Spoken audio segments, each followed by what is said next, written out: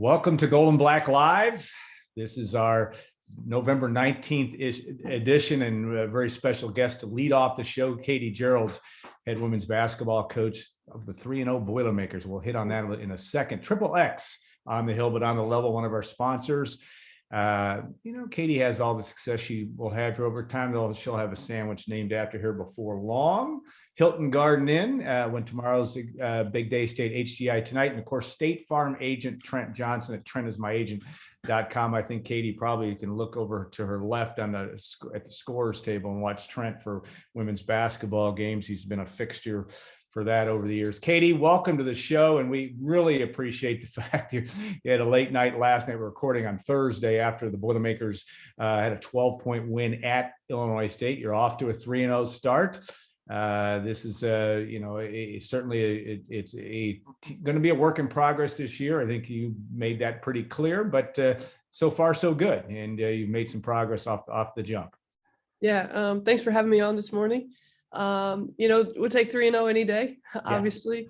They haven't been pretty, but we've put together stretches of some pretty good basketball. And most importantly, we've just decided as a group, like we're not going to skip steps. We've got to take little baby steps day by day. If we skip steps, then the product is going to it's going to be messy. Right now, we're just trying to clean things up and get as good as we can at what we have right now. I like what you said after the game in Illinois State. You had 11-0 runs in games 1 and 2. You didn't have an 11-0 run last night. Got down 8-2. Made a choice not to call timeout, let your team work through it. Talk about that personality of your team. I mean, you're getting to know these young women that are a part of your group, but they show you some things. They've shown you some things from that standpoint of at least being able to step up. Yeah, they took the 8-2 lead, and back in my mind, now let's test the maturity of our basketball team. I thought we had, with Madison and Abby and Cass and JT out there. I mean, relatively young and not very experienced, but thought we had a mature group out there to kind of grind it out. And I think we were able to get a 3 on the next possession, and we took a 10-8 lead and then 20-15 to start the first quarter. But I thought we showed a lot of growth there in that first 10 minutes.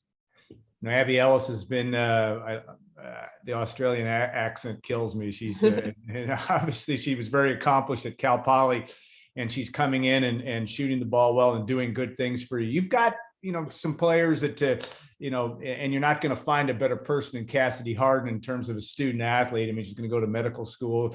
You've got, it appears that from a onlooker's view, some leadership possibilities. You've got kids that go out and know how to lead and know how to point a team in the right direction. That has to be at least a good thing in year one for you. Yeah, we've got a group really 1 through 15 that just understands, hey, we're not going to always be the most talented team on the court, but if we can stay connected and stay together and play hard and have fun and do little things that we can control, we'll give ourselves a chance. And it hasn't been pretty, but you look at the makeup of our team, the inexperience of our team, the inexperience of me at this level. We go on the road, 2 true road wins to start the season. Yeah. When you're a Power 5 and you go to these mid majors on their home floor and you find a way to grind things out and get wins, those are big time wins. And maybe in February, March, it means something a little bit more than it does right now. But right now, we're just trying to get better. Yeah, when you look at what will make your team successful over, if you're going to say, all right, we have to shoot the ball well, or we've got to defend. I mean, that's a maybe obvious question here. You got to do both of those to win in basketball. I get that. But what is a true marker of your team's ability to have success in a relative term this year, do you think? I think we just got to keep getting better defensively. Once my system is a little bit different than what Coach ran in the past, and so we still go back to these old habits of especially when we get uncomfortable or we face a little adversity in a game, we go back to old habits. If we can start to break those and we can stay disciplined on what we want to do, we're not going to shoot the ball well every game. We're not going to score a lot of points every game, but if we can stay locked in defensively, it'll allow us to get out and transition. Teams will score points on us, but if we can make them take tough shots and try to limit their easy buckets, then we can get out in the open floor. Obviously Abby in the open floor is, special. And then we just have Cass and Madison run to the 3-point line and make plays for us. And then Janae Terry, her playmaking ability. then, obviously we've got some, Jayla Smith and Brooke off the bench and Mide off the bench give us a little different dynamic athletically. But we've got a long way to go. And obviously we like 3-0, but, we've got a long way to go. Yeah, and that's a coach on a 10 o'clock in the morning after a game. That's what coaches say. Yeah, I know, right? I get that. That's and I respect that. Talk about that, because the transition happened and you ended up being the head coach in September. Not a lot of time to necessarily put that. I mean, you were going to spend the whole year recruiting and coaching. I get that. How now, as you do that, how do you develop identity? What will be your calling card when you're talking to prospects about what will be the identity of this program? I mean, Katie Gearlds is one of the great offensive players in the history of Purdue basketball. That's true, but that there's a lot more to it than do it. What will be your selling point? What are you going to, when you're in living rooms of potential prospects, what are you going to say? This is going to be our calling card, our identity as a team, do you think? Yeah. Well, I think the most important thing is we're going to play the Purdue way. We're going to do things, right on and off the court. We're going to do all of those things, but we're going to be a team that flies around defensively to make plays, but a team that also gets out in the open floor. And, we say it all the time, let's shoot it before we turn it over. Let's give ourselves a chance to make a basket here.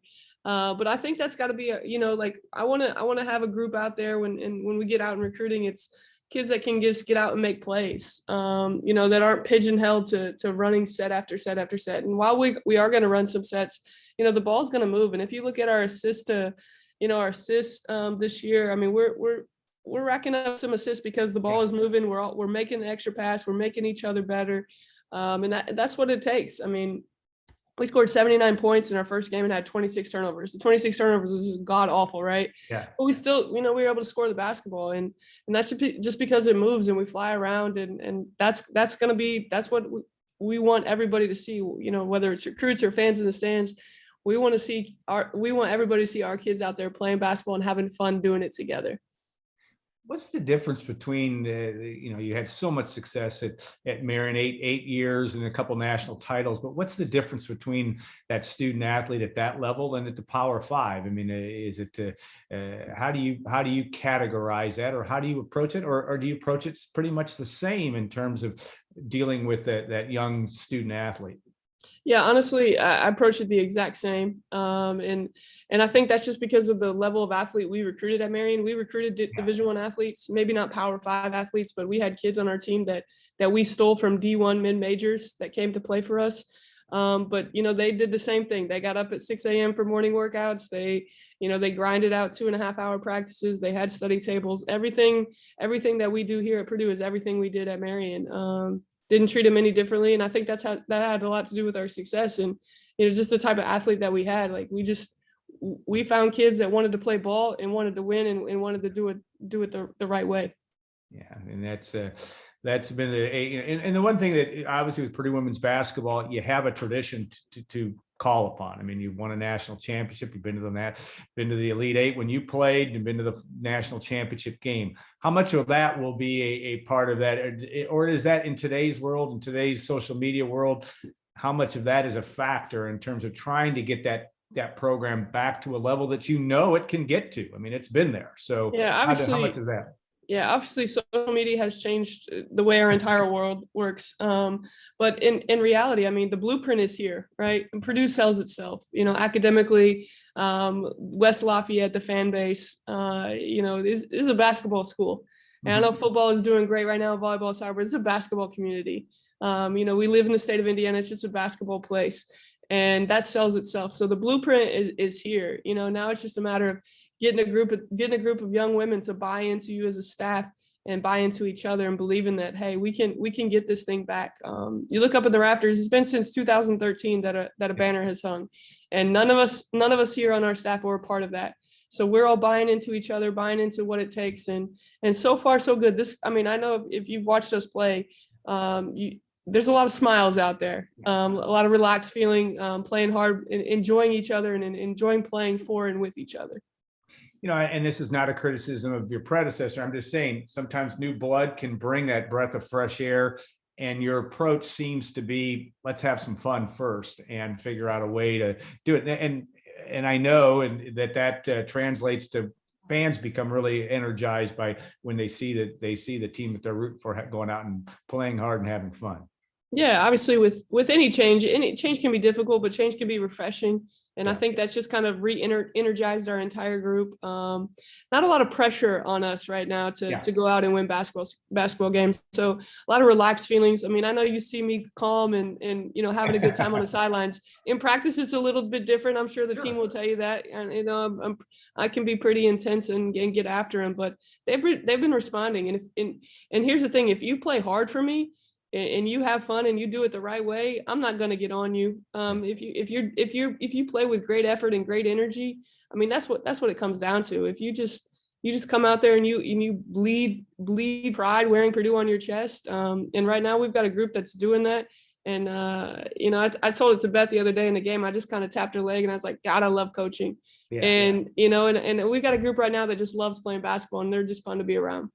Yeah, it shows, Katie. I mean, I think you really that is a very clear thing. You just have to look at that, and you can tell. And I think that translates well and bodes well for your tenure here in West Lafayette. When you look at that wonderful thing called the transfer portal and trying to build rosters in today's world, obviously you've got some transfers on this team that's benefited kids that are playing a fair amount. Abby Ellis being one. How much of that will you play, and what will be your strategy when it comes to that? Are you a high school first, transfer portal second, or can you afford to be that in today's world?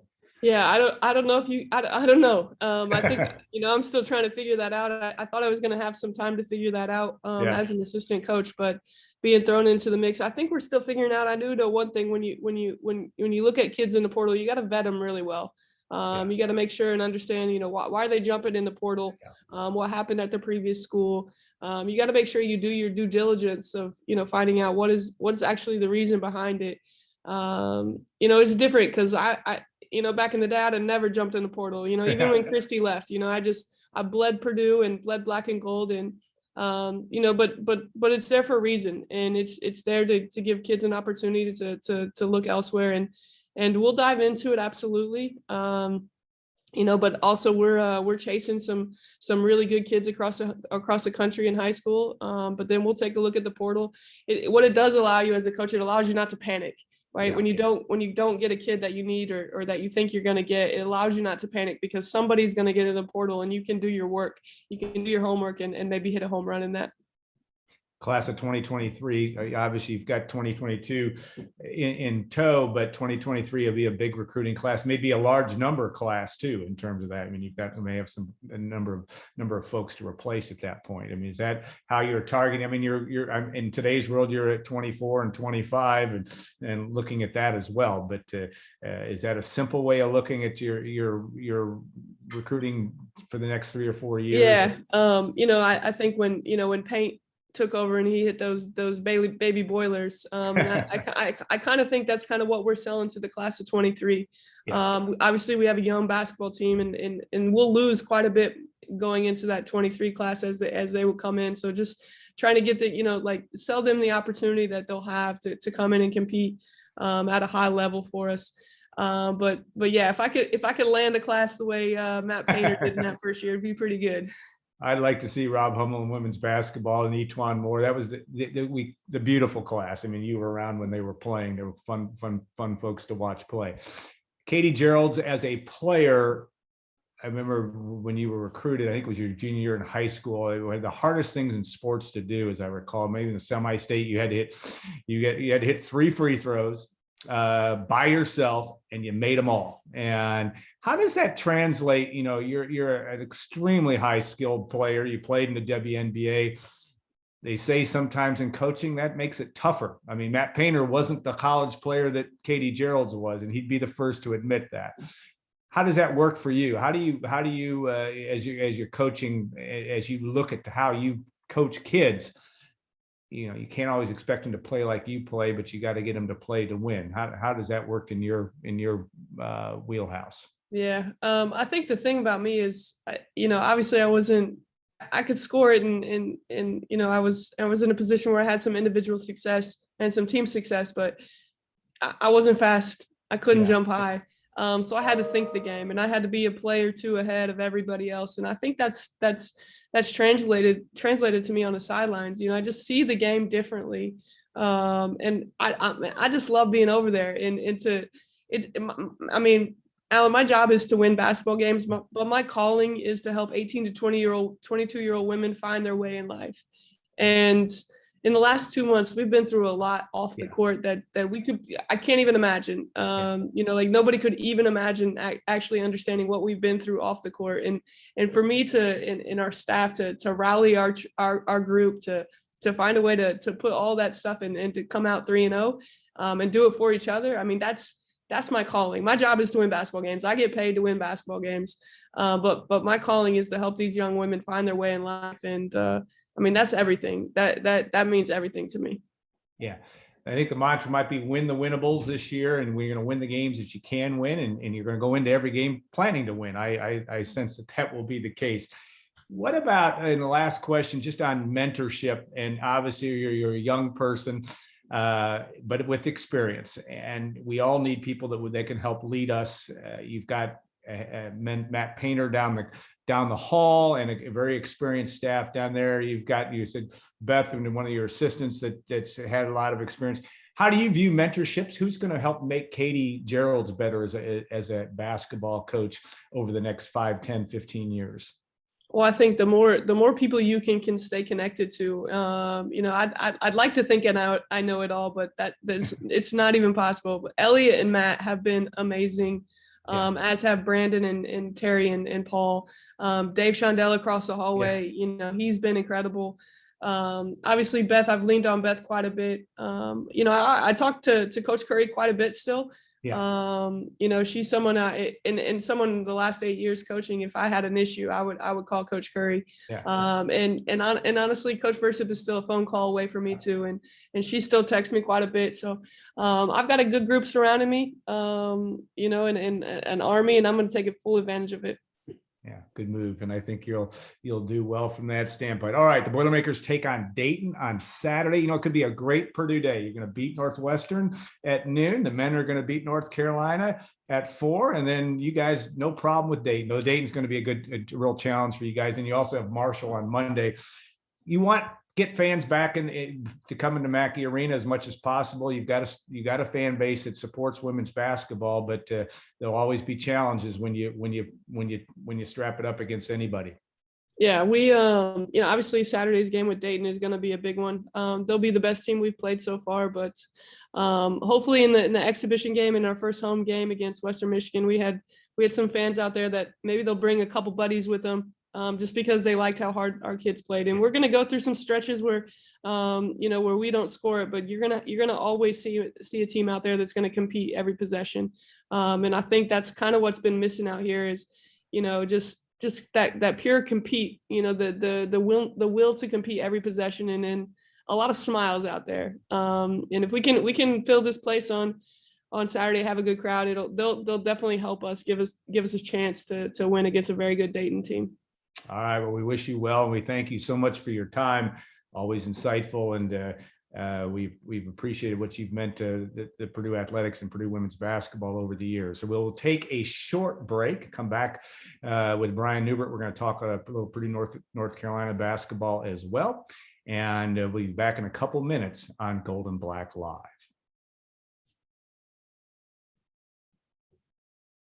All right.